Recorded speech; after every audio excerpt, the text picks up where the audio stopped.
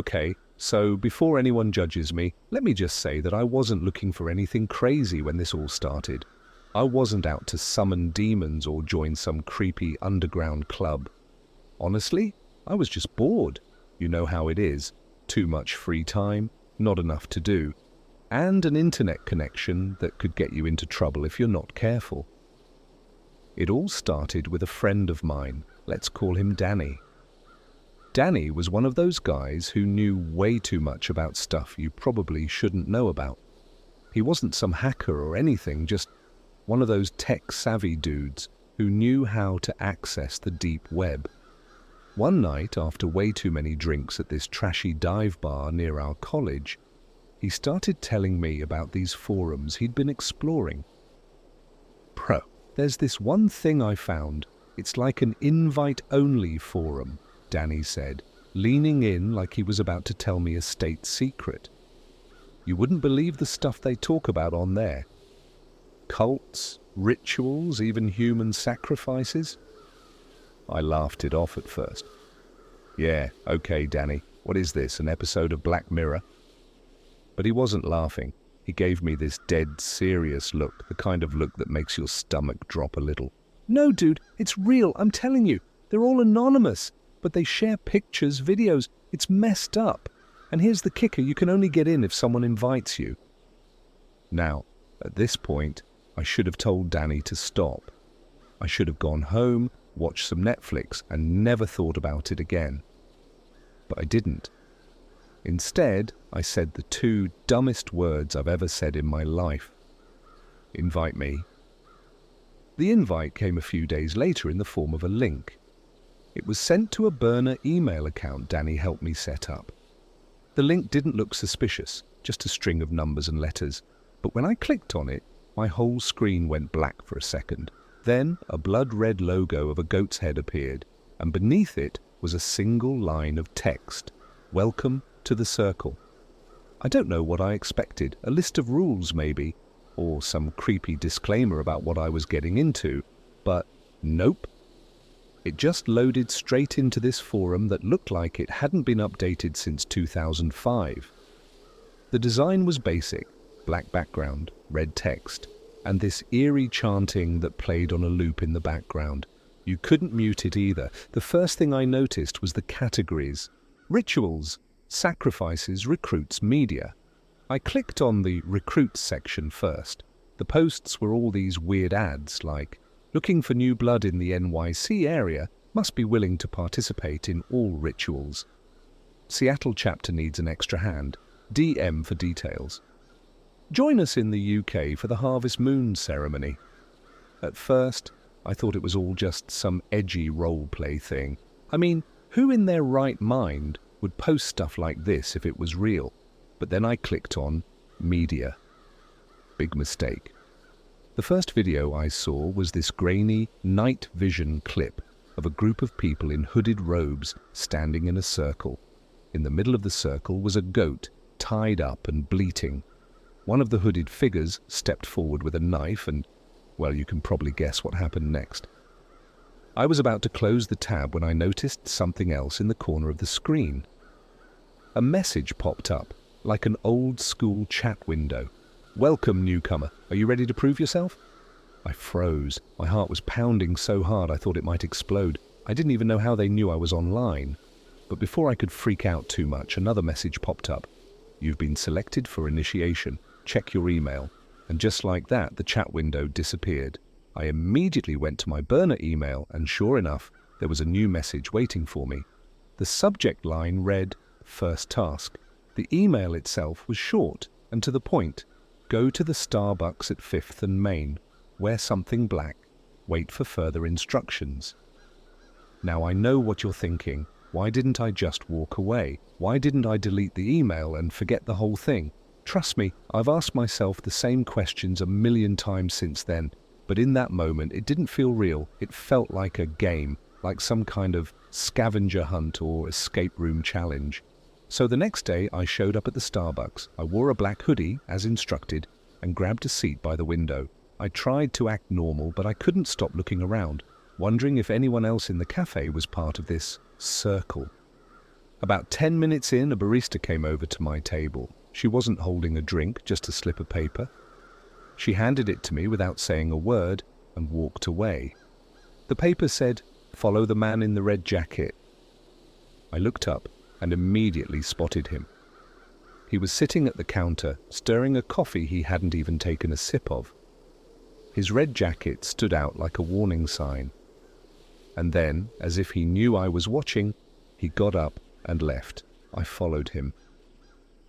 Okay, I'm going to pause here because things get really messed up in part 2.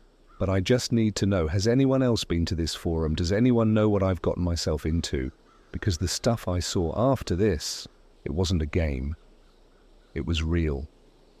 The guy in the red jacket didn't walk fast, but he moved like he knew exactly where he was going. It wasn't until I was a block behind him that I realized how weird it felt to be doing this. I mean, following a complete stranger through downtown wasn't exactly something I'd planned when I woke up that morning, but curiosity had me hooked, and by the time I thought about turning back, we'd already left the busy streets behind. We ended up in this sketchy alley that reeked of stale beer and trash. There were dumpsters on both sides, and I could hear the faint hum of a generator somewhere nearby. He stopped halfway down the alley and pulled out his phone. I froze, pretending to check mine, trying not to look obvious. Then he turned around. For a second, I thought I was busted.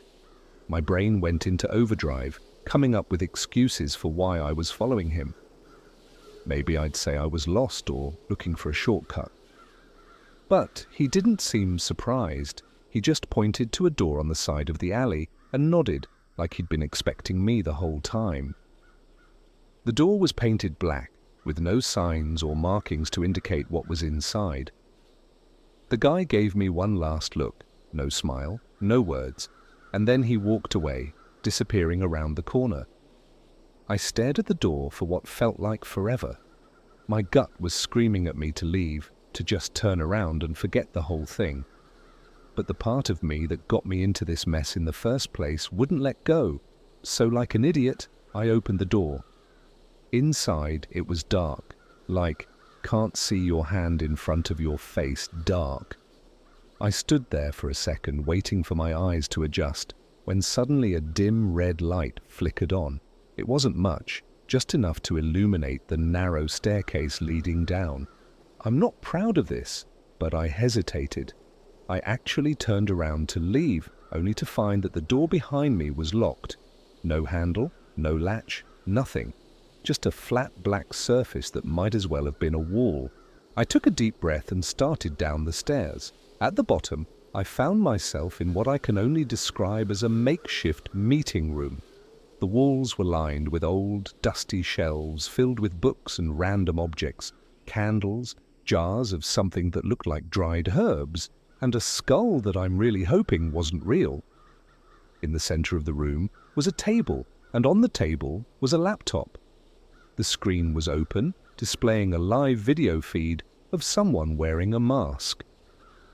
It was one of those cheap plastic masks you'd find in a Halloween store, the kind with an exaggerated smile that looked anything but friendly. The person on the screen spoke, their voice distorted and robotic. "Welcome, initiate. You've taken your first step into the circle." I stood there, trying not to visibly shake. My mouth was dry, and I couldn't think of a single thing to say. "Your task is simple," the masked figure continued. "Prove your loyalty to the circle. Open the drawer beneath the table." I glanced down and saw the drawer. My hand felt like lead as I reached for it. Inside was a box cutter, brand new, still in its packaging. "You will find a man in the parking lot of the McDonald's on 12th Street, the voice said. "He will be sitting in a black car, license plate 8K7-T32. Deliver the package beneath the seat." That was it. No explanation, no context, just those cryptic instructions. By this point, my brain was screaming at me to stop. This wasn't some edgy internet challenge anymore. It was something darker, but I couldn't shake the feeling that I was being watched.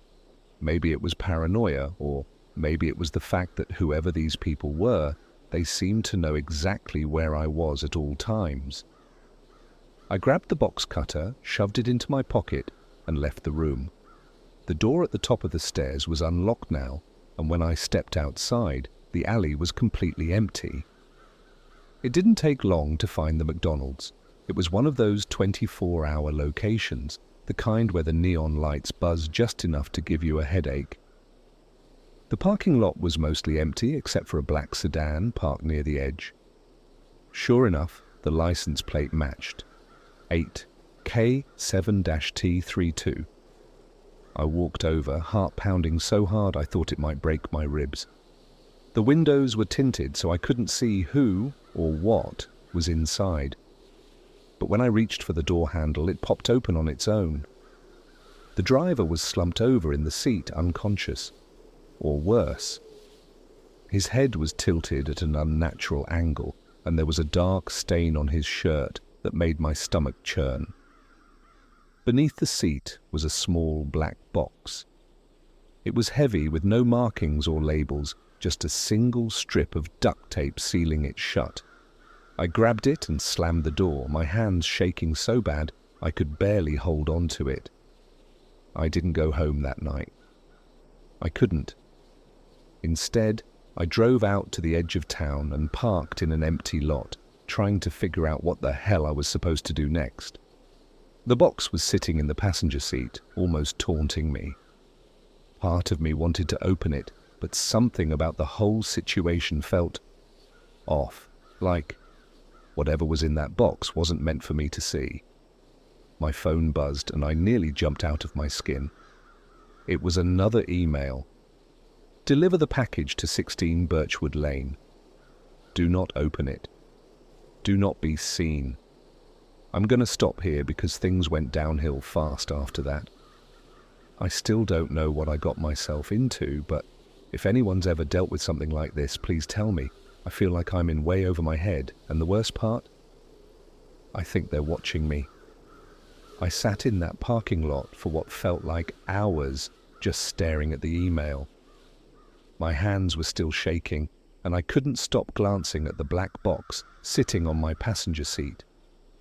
It was just a box, but it felt like it was alive somehow, like it was watching me, waiting for me to screw up. I didn't know where 16 Birchwood Lane was, so I punched it into Google Maps.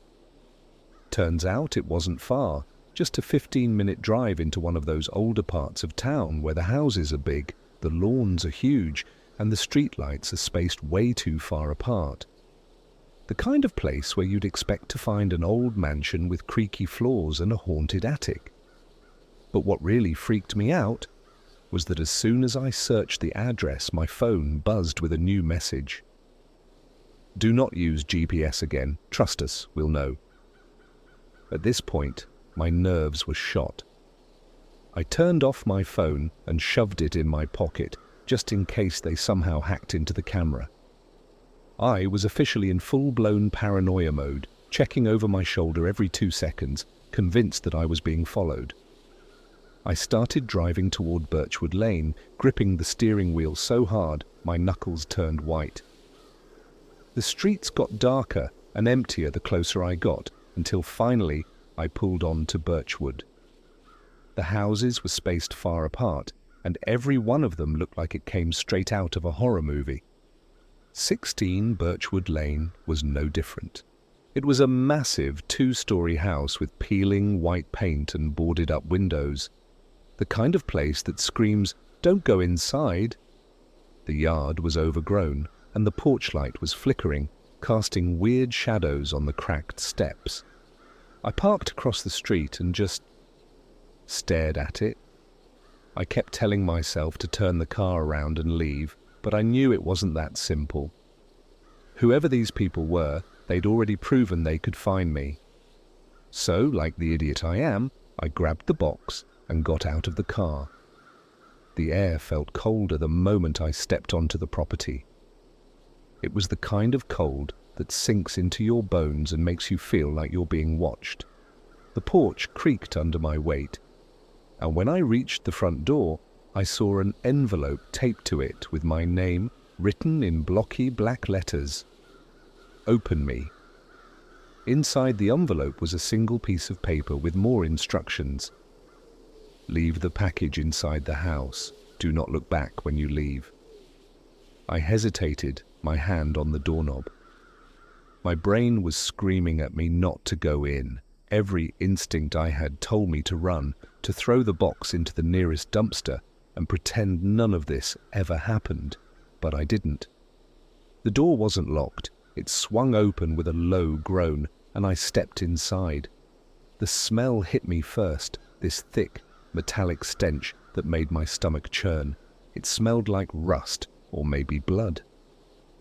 The hallway was dark, with just enough moonlight leaking through the broken boards on the windows to see where I was going. The floorboards creaked with every step as I moved deeper into the house. The walls were covered in graffiti, symbols I didn't recognize, along with words like repent and leave scrawled in red paint. At least I hoped it was paint. I finally found a small table in what looked like a dining room, and I set the box down as carefully as I could. For a second I thought I was done. I thought I could just walk away and forget the whole thing.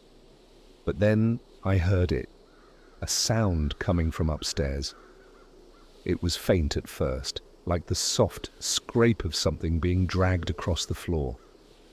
Then it got louder, heavy, deliberate footsteps, one after the other. I froze, my heart pounding so hard I thought it might burst. I told myself not to look, not to do anything stupid, just drop the box and leave. But I couldn't help it. I turned toward the staircase, and that's when I saw her. At the top of the stairs was a woman. At least, I think it was a woman.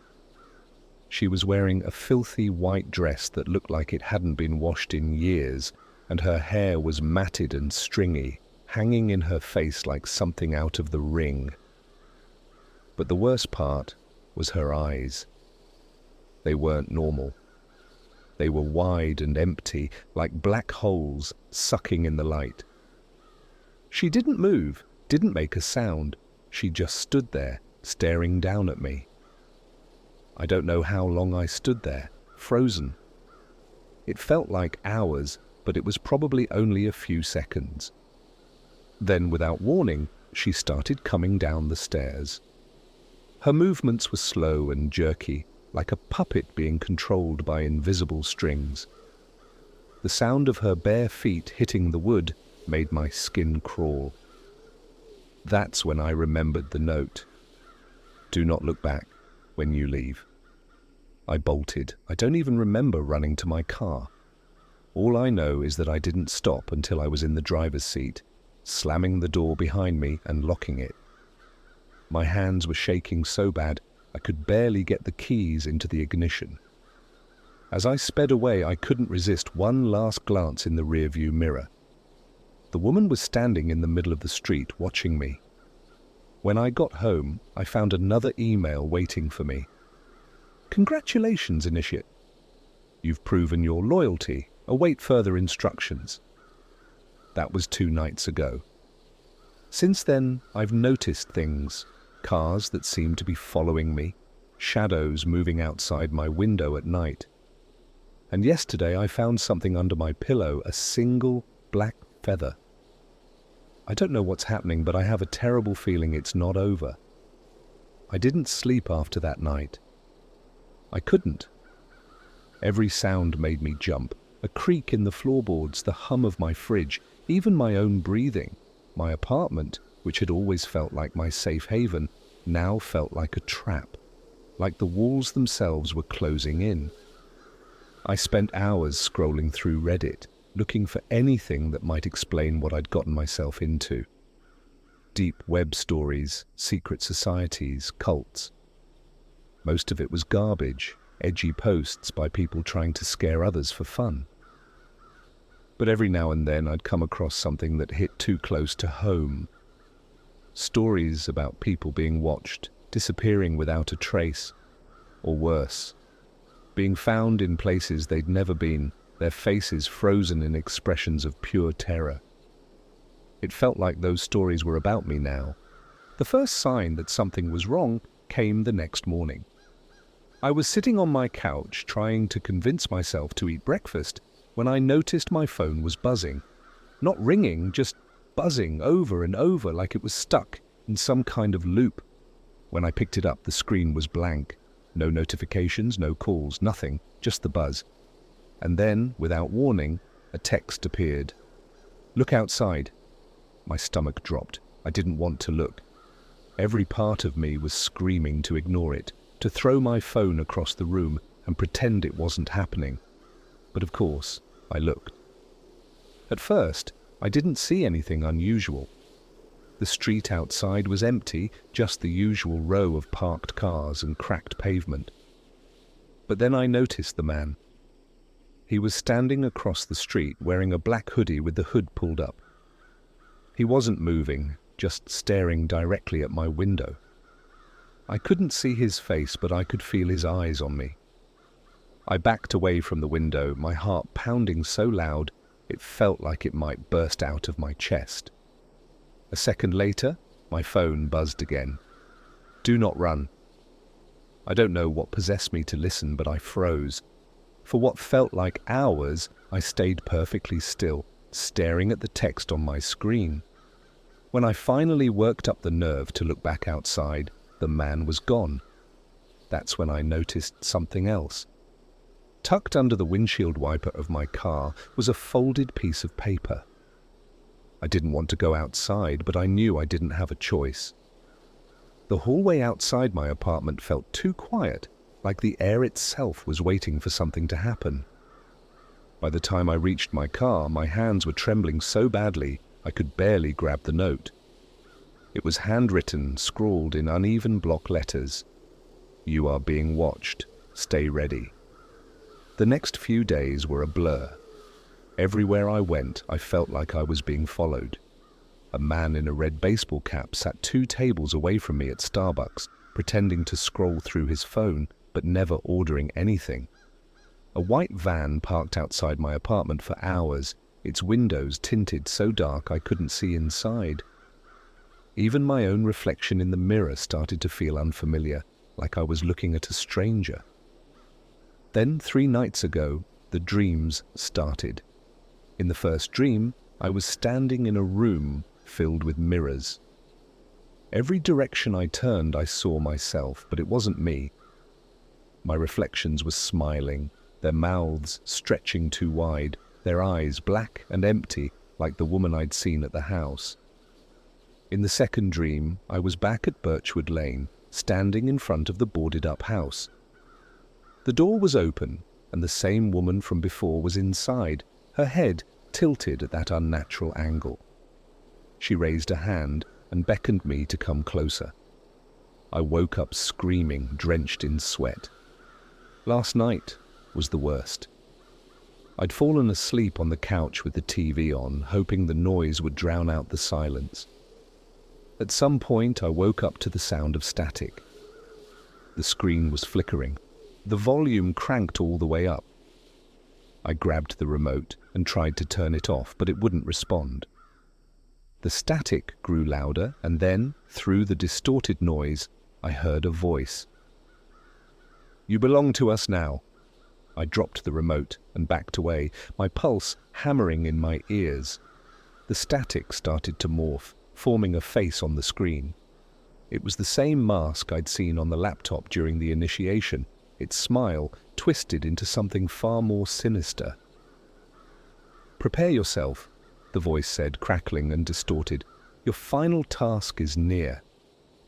When I woke up, I wasn't on the couch anymore. I was lying on my bed, fully clothed, with no memory of how I'd gotten there. My phone was on the pillow next to me, buzzing with another text. "Midnight. Be ready."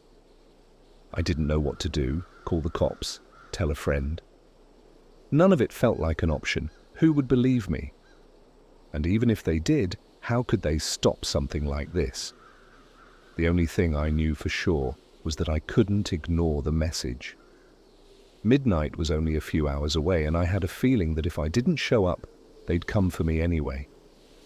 The address they sent me this time was even farther out, in the middle of nowhere. No streetlights, no houses, just a stretch of dirt road leading into the woods. As I write this, I'm sitting in my car, parked at the edge of the trees. The headlights barely penetrate the darkness, and my hands won't stop shaking. I don't know what's waiting for me out there, but I'm pretty sure it's nothing good.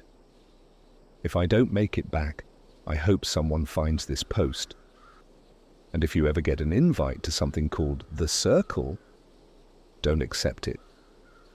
I sat in my car for what felt like an eternity, staring into the woods.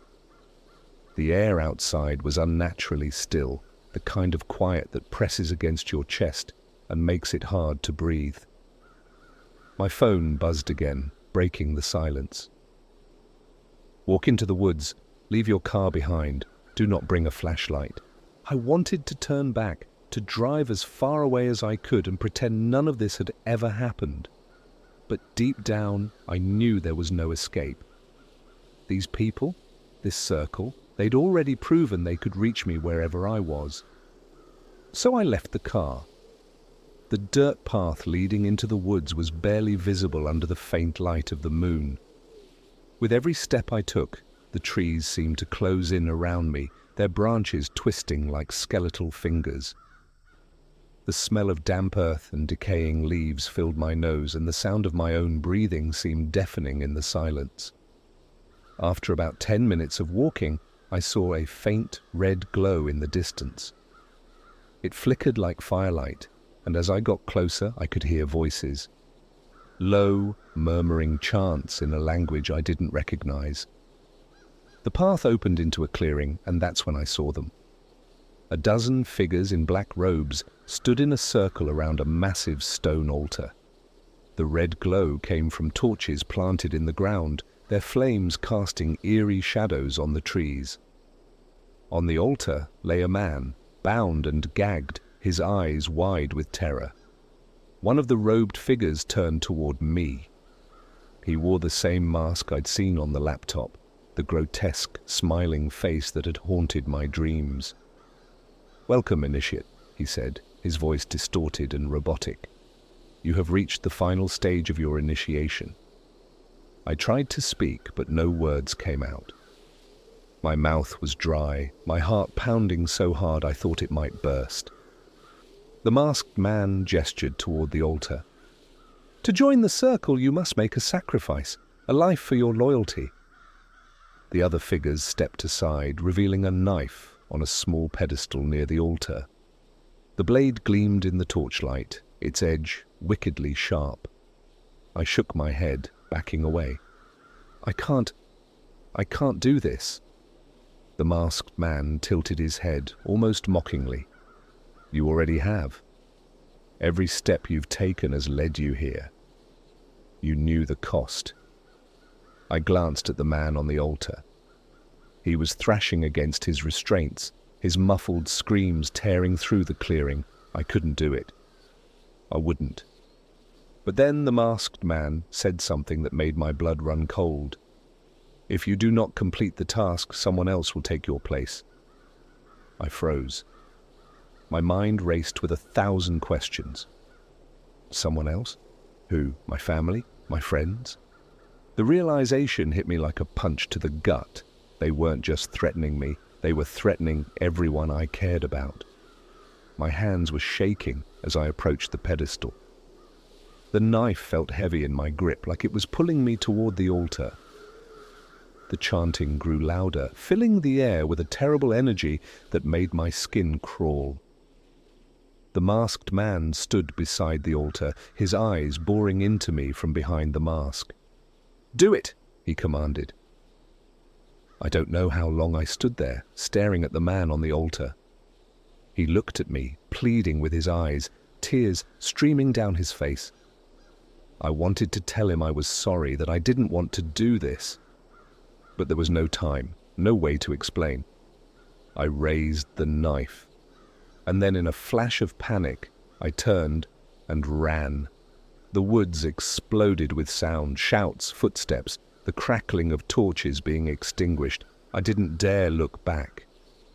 The only thing I could think about was getting out, getting away. Branches tore at my clothes and skin as I sprinted through the darkness. My lungs burned, and my legs felt like they might give out, but I didn't stop. Not until I burst out of the woods and into the clearing where I'd left my car. I fumbled with the keys, my hands shaking so badly it took me 3 tries to unlock the door. As soon as I was inside, I slammed the door and hit the gas, the tires screeching as I sped away. I didn't go home that night. I didn't even go back to town. I drove until I ran out of gas, parking at some random rest stop off the highway. For hours I sat there staring at the road and waiting for something, anything, to happen. But nothing did. That was 3 weeks ago. Since then, I've moved to a new city, gotten a new phone, even changed my name. But no matter what I do, I can't shake the feeling that I'm still being watched. I see shadows moving in the corners of my vision, hear faint whispers when I'm alone. And every night, I dream of the woods, the chanting, the altar, the man on the table. The worst part? A few days ago, I found something taped to my apartment door. It was a single piece of paper with 3 words written in bold black letters. We are patient. I don't know how much longer I can keep running. If you're reading this, take my advice. Stay away from the circle, because once you're in, there's no way out.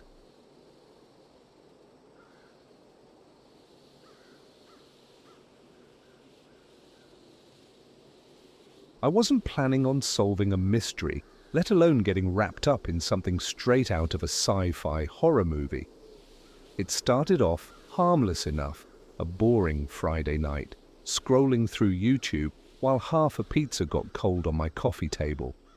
You know how the algorithm works. You watch one conspiracy video about Area 51, and suddenly your feed is packed with titles like, "The government doesn't want you to know this about UFOs," or "What NASA found on Mars will shock you." I clicked on a video about the Great Pyramids, thinking it'd be some basic history lesson with dramatic music. Instead, it was this shaky, low-quality footage of someone walking through the desert at night. They were whispering in a panicked voice about something under the Sphinx. The video cut off suddenly, leaving me with nothing but goosebumps and way too many questions. I couldn't let it go. That one video pulled me into a rabbit hole that went deeper than I ever thought possible. I started looking up articles, joining Reddit threads, and even checking out TikToks from truth seekers. Every theory I read was crazier than the last. The pyramids were built by aliens, the Sphinx is hiding a secret chamber, and, this one really got me, there's a UFO buried beneath the sand, sending out signals to something out there. Most of it was garbage. But then I found a link. It was buried in the comments of a Reddit thread titled "Pyramids are Key to Human History, the Truth They Hide." The comment simply said, "If you want answers, this is where to look."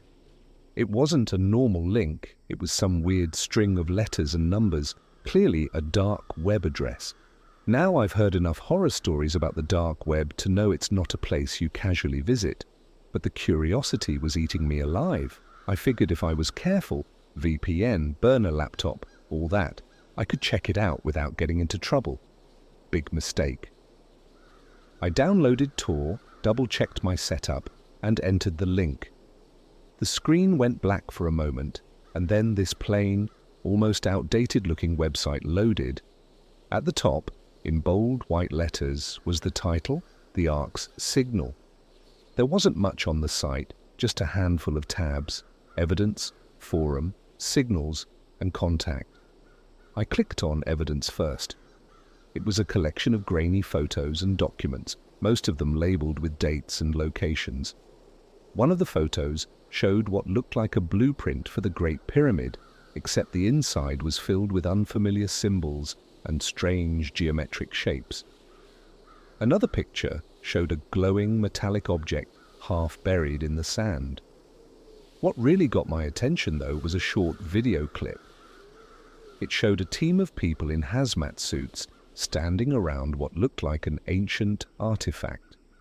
The camera panned down to show the object, a small, cube-shaped device with glowing lines running across its surface. The people in the video were arguing about whether to move it, but before they could, the clip cut out. I was hooked. Whatever this was, it wasn't just another conspiracy theory. It felt real. I clicked on the forum tab next.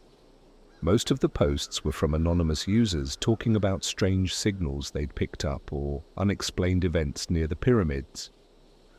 One post caught my eye.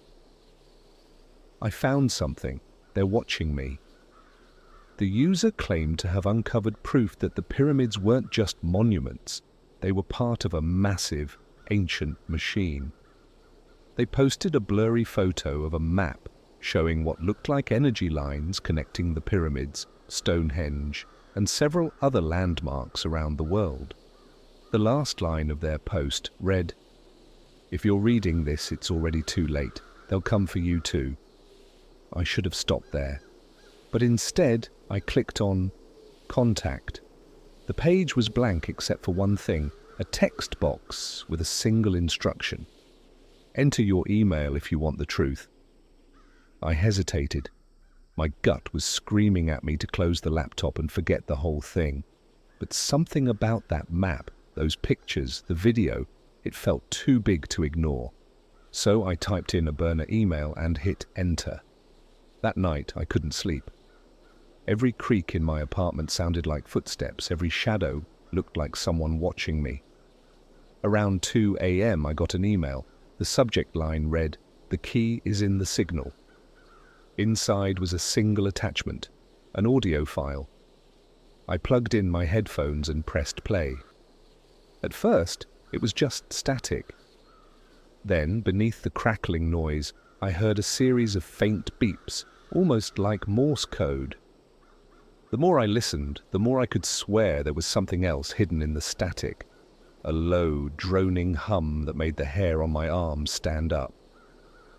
I ran the file through an online Morse code translator, and the result made my blood run cold.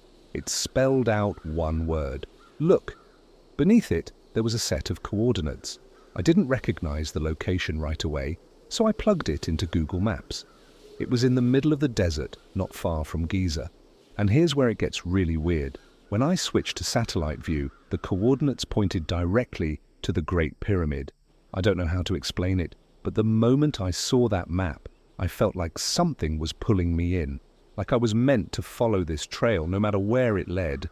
I posted this because I need to know if anyone else has seen this site, heard this signal, or found these coordinates. I'm booking a flight to Egypt tomorrow, and I'll update you when I get there. If you don't hear from me again, don't follow the signal. Don't make the same mistake I did. So, yeah. I did it. I booked the flight. Probably the dumbest thing I've ever done in my life, but at the time, it didn't feel that way. It felt like I didn't have a choice. Like something was pulling me toward those coordinates. The flight was uneventful. Just me, a backpack, and the growing weight of regret sitting in my chest. I told myself I'd play it safe. I wasn't some wannabe Indiana Jones. I'd check out the area, snap a few pictures, and head back to my Airbnb in Cairo. That was the plan. But plans have a way of falling apart, don't they? The first thing that hit me when I landed in Cairo was the heat. It felt like walking into an oven. The second thing? How busy the city was. Cars honking, people shouting, the smell of street food mingling with diesel fumes. It was overwhelming in the best way. For a moment I almost forgot why I was there, but then my phone buzzed. It was another email from the same burner account that sent me the audio file. No subject line this time, just a single sentence. "You're closer than you think." That sent a chill down my spine. How did they know I was here? My flight hadn't even been booked under my real name. I looked around, half expecting to see someone watching me in the crowd, but no one seemed out of place. I deleted the email and told myself it was just a coincidence. The next morning, I hired a driver to take me out to Giza. It was the easiest way to avoid explaining why I wanted to visit the middle of nowhere. The guy spoke enough English to make small talk, but I wasn't really in the mood for conversation. As we got closer to the pyramids, the driver kept pointing out landmarks and offering bits of history. I tried to act interested, but my focus was on my phone. I had the coordinates saved, and I was watching the map like a hawk, waiting for us to get close. Then, without warning, my phone screen glitched. The GPS map froze for a second before zooming in on the coordinates. A message appeared across the screen in red letters. "Walk from here." "Stop the car," I said, my voice sharper than I intended. The driver frowned. "Here, there's nothing around." "Yeah, I know, I want to explore on foot." He gave me a strange look, but pulled over. I paid him extra to wait for me and told him I'd be back in an hour. As I stepped out of the car, the heat hit me like a punch to the face. The desert stretched out in every direction, endless dunes broken only by the distant silhouette of the Great Pyramid. I started walking. The coordinates led me to a spot about half a mile from the road.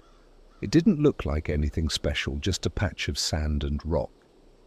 But when I got closer, I noticed something odd. The ground here wasn't like the rest of the desert. The sand was darker, almost black in places, and it felt colder under my feet, even in the scorching heat. I knelt down and brushed some of the sand away, revealing a smooth, metallic surface beneath. I couldn't believe what I was seeing. The metal was etched with strange symbols, similar to the ones I'd seen in the photos on that dark website. They looked ancient, yet somehow otherworldly. Before I could process what I was looking at, my phone buzzed again. This time it wasn't an email, it was a live video call. The screen showed a blurry, pixelated image of a masked figure sitting in a dark room. They were wearing a black hoodie, and their voice was distorted, just like the video I'd seen before. "You found it?" they said. I didn't respond. My mouth had gone completely dry. "Now dig," they commanded. "What is this?" I finally managed to choke out. "What am I standing on?" The figure tilted their head slightly, almost like they were amused. "The ark, the signal you heard, it comes from here. You've been chosen to uncover it." I looked back at the ground, at the strange metal surface beneath the sand. I felt like I was standing on the edge of something massive, something I couldn't fully understand. "I don't have tools," I stammered, desperate for an excuse to leave. "Look around," the voice replied. "We left you everything you need." Sure enough, a few feet away, I spotted a small wooden crate half buried in the sand. Inside was a shovel, a crowbar, and a flashlight. My stomach churned. This wasn't just some coincidence. These people, whoever they were, they'd planned for me to be here. I should have walked away. I should have gotten back in the car and driven straight to the airport. But I didn't. Something about the metallic surface beneath me felt magnetic, like it was pulling me in. I started digging. It took hours. The sun was relentless, and the deeper I dug, the more I felt like I was losing my mind. Finally, the shovel hit something solid. I cleared away the remaining sand, revealing what looked like a hatch, complete with a circular handle. I hesitated, my heart pounding in my chest. The masked figure on my phone was still watching. "Open it," they said. The hatch groaned as I turned the handle. When it finally gave way, a rush of cool air hit me, carrying the faint scent of something metallic and old. I shone the flashlight into the opening and saw a ladder leading down into the darkness. "You've done well," the voice said, "but this is only the beginning." Before I could respond, the call disconnected. I stood there, staring into the black void beneath the hatch, my mind racing. Part of me wanted to climb down to see what was waiting for me below. But another part, the part that still had any sense, was screaming at me to leave. I don't know what's down there, and honestly, I'm not sure I want to find out. I'm posting this because I need advice. Has anyone else heard of this? The Ark, the Signal, the pyramids? If I go down there, I might not come back. I stood there for what felt like forever, staring into the dark hole beneath the hatch. The ladder disappeared into nothingness, swallowed by shadows that seemed unnaturally thick. My mind was racing, every logical part of me screaming to stop, to walk away. But I didn't. I don't know if it was curiosity, fear, or whatever strange pull had been leading me since this all began, but I climbed down. Step by step, the faint desert breeze above disappeared, replaced by a heavy, stale silence. The walls of the shaft were smooth, metallic, and cold to the touch. My flashlight barely made a dent in the darkness, but I could feel the ladder shaking under my grip as I descended. It felt like I was climbing forever. The air grew colder the deeper I went, and every sound I made, the creak of the ladder, the shuffle of my boots, echoed back at me like a warning. Finally, my feet hit solid ground. I shone the flashlight around, revealing a narrow corridor that stretched out in both directions. The walls were covered in those same strange symbols I'd seen on the metallic surface above. Up close, they looked almost alive, faintly pulsing with a dim blue light. The air was thick, metallic, and tinged with a faint hum, like the sound of distant machinery. It wasn't loud, but it got into my head, vibrating in my skull in a way that made me feel off. I picked a direction at random and started walking. The corridor was impossibly long, twisting and turning like a maze. The symbols on the walls grew more intricate the farther I went, and I started to notice other things. Small, almost imperceptible grooves running along the floor and ceiling. They reminded me of tracks like something heavy had been moved through here. After what felt like hours, I reached a door. It was massive, towering over me and covered in the same glowing symbols. But this time, the symbols were arranged in concentric circles, almost like they were forming a map or a code. In the center of the door was a small circular indentation. It looked like a keyhole, but not one that matched any key I'd ever seen. As I stared at the door, my phone buzzed again. I almost jumped out of my skin. It was another email, but this time there was no text, just a video attachment. I hesitated before opening it, half expecting it to be another distorted message from the masked figure. But instead it was footage of the corridor I was standing in. The video showed someone walking toward the door, the same door in front of me, holding a small cube-like object. As the person reached the door, they placed the cube into the circular indentation. The symbols on the door began to glow, spreading outward in a ripple of light. Slowly, the door slid open, revealing the video ended. I looked around, panic setting in. Who had taken that video? Was it live? Was someone here with me? Before I could figure out what to do, I heard a sound behind me. It was faint at first, like the hum of the corridor had shifted into something sharper. Then it grew louder, a clicking, skittering noise that echoed off the walls. I whipped around, my flashlight shaking in my hand. The corridor was empty, but the sound was getting closer. It wasn't footsteps, it was something else. I backed up against the door, my heart hammering in my chest. The clicking grew louder, accompanied by a strange, almost wet sound, like something dragging itself across the metallic floor. Then just as suddenly as it started, the noise stopped. For a moment, there was silence. I held my breath, straining to hear anything in the darkness, and that's when I saw them, two glowing orbs low to the ground, staring at me from the end of the corridor. Eyes, whatever it was, it started moving toward me, faster this time. My brain screamed at me to run, but there was nowhere to go. The door behind me was locked, and the corridor stretched endlessly in the other direction. The creature, because that's the only word I can think of, came into view. It wasn't human. Its body was low and elongated, covered in a slick, black surface that reflected the faint glow of the walls. Its limbs were spindly and insect-like, but its face was the worst part.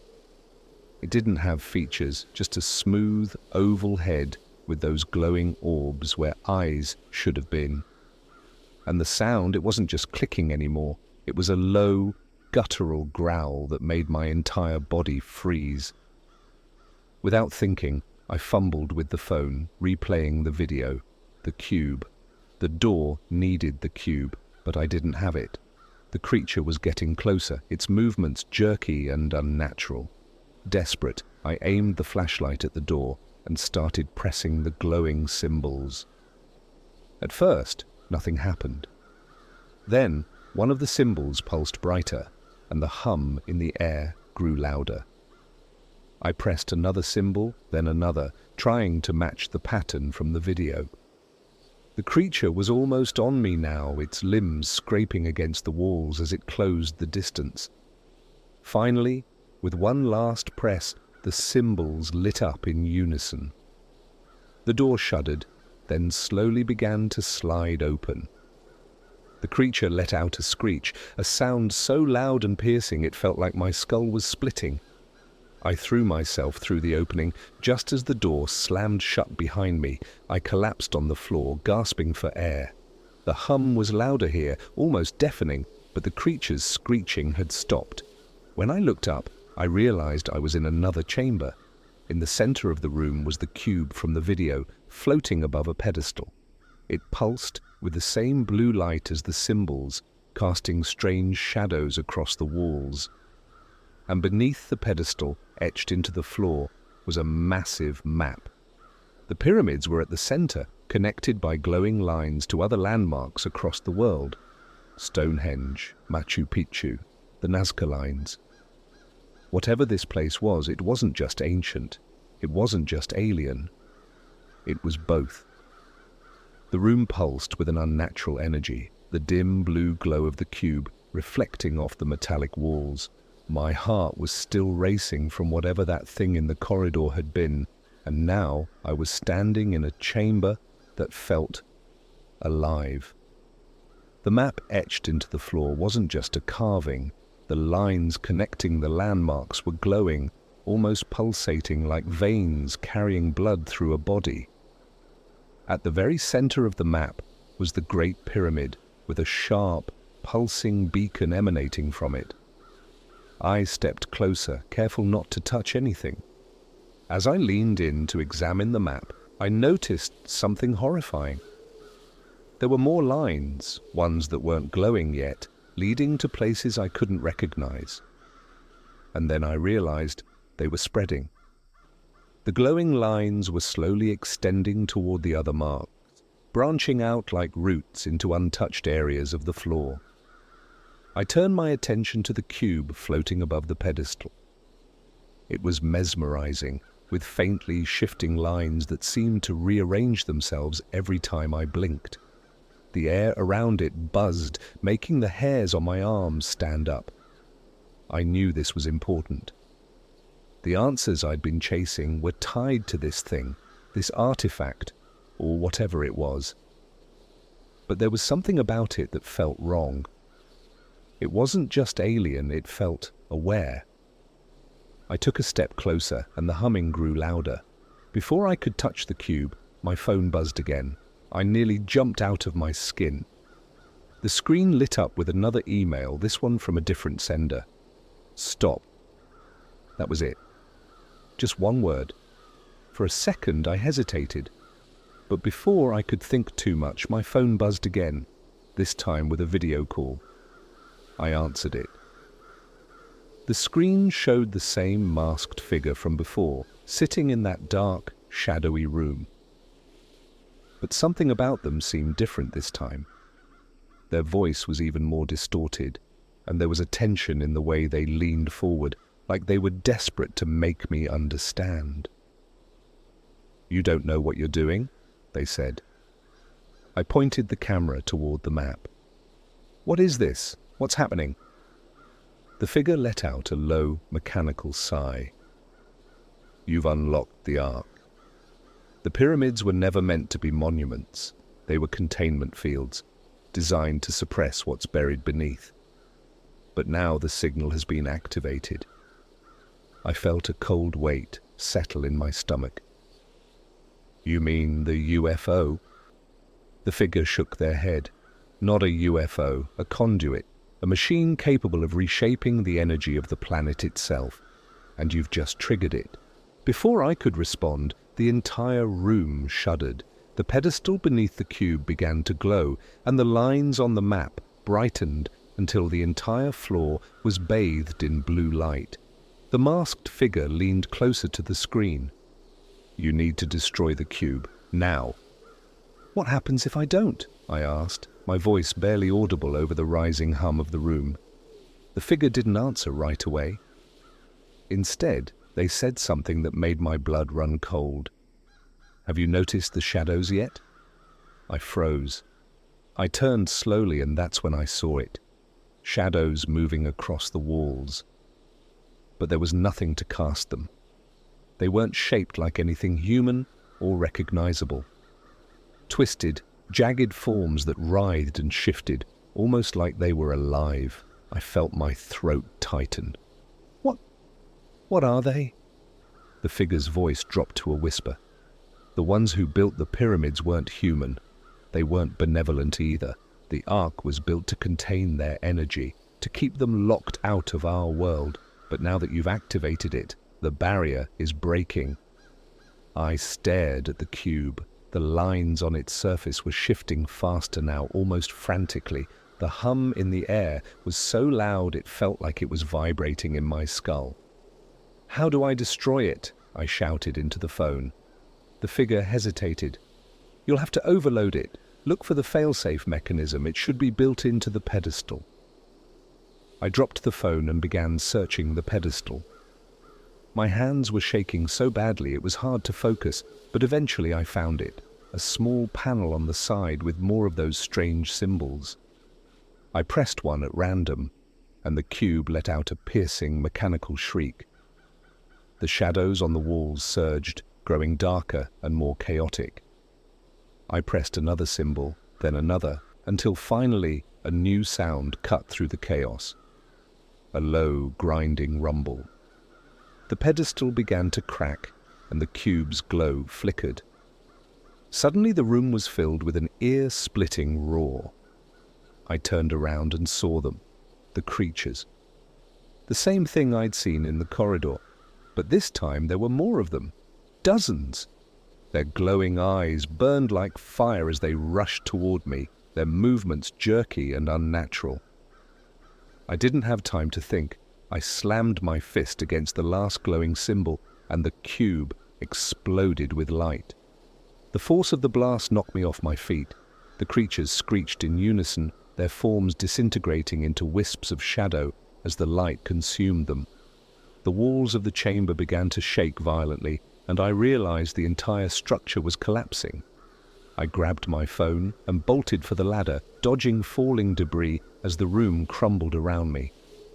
By the time I reached the surface, the sun was just beginning to rise. The metallic surface beneath the sand was gone, swallowed by the collapsing chamber below. All that remained was an empty patch of desert. My phone buzzed one last time. The message read, "You've delayed it, but it's not over. They'll try again." I've since left Egypt. I've destroyed the phone, wiped every trace of my involvement, and moved to a different country. But I can't shake the feeling that it's not enough.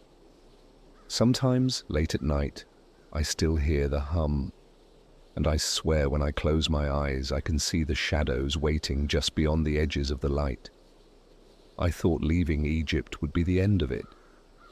I thought destroying the cube would close whatever door I'd opened, that I could move on and pretend none of it ever happened. But the thing about the unknown is it doesn't let you go. Not really. A few days after I got back, I noticed small things at first. My phone would buzz with phantom notifications, but when I checked, there was nothing there. Sometimes I'd catch the faint sound of that low, droning hum just for a second, before it faded into silence. The real turning point came when I started seeing them. It began with shadows in my apartment. I live alone, and my place isn't exactly a Gothic mansion with creepy hallways. It's a tiny one-bedroom in a busy city. But at night, I'd notice shapes moving where there shouldn't be anything. At first, I convinced myself it was cars passing outside, their headlights casting weird patterns on the walls. But then I saw one during the day. I was sitting at my kitchen table, scrolling through Reddit, when I saw it out of the corner of my eye. A tall, spindly shadow stretching across the floor behind me. I spun around, but there was nothing there. It didn't stop. The shadows became more frequent.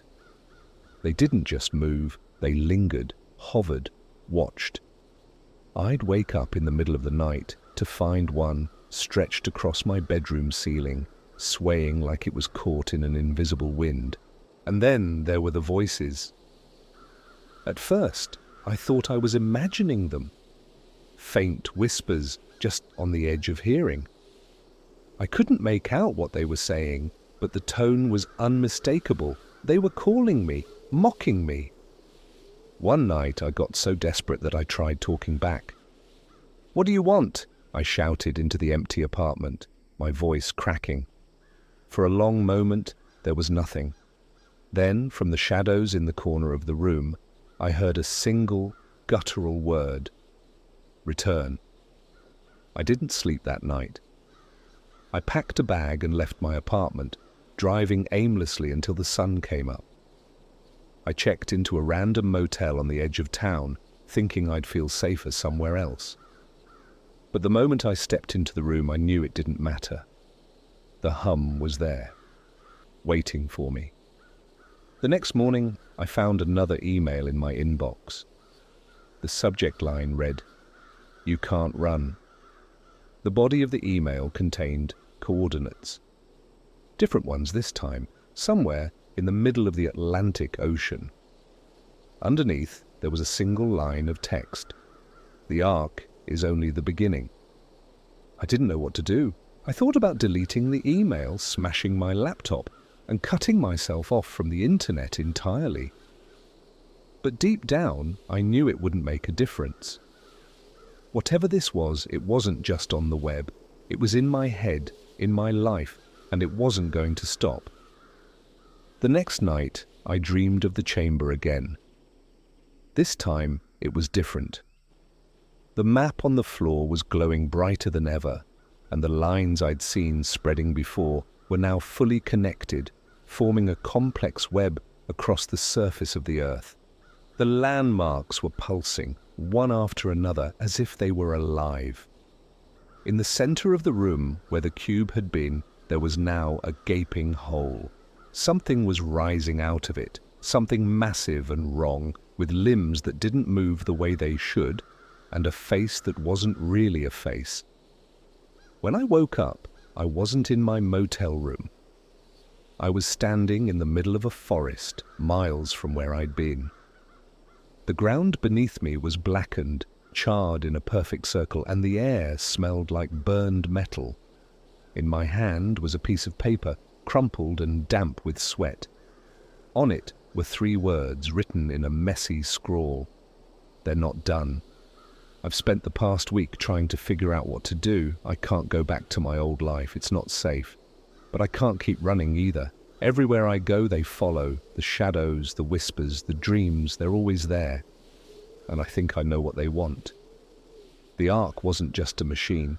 It was a beacon, a signal to something beyond our world. By activating it, I didn't just uncover a secret. I woke something up. And now it's trying to come through. I don't know how much time I have left. But if you're reading this, please, for the love of God, don't go looking for the Ark. Don't follow the signal, because once you do, you'll never be alone again.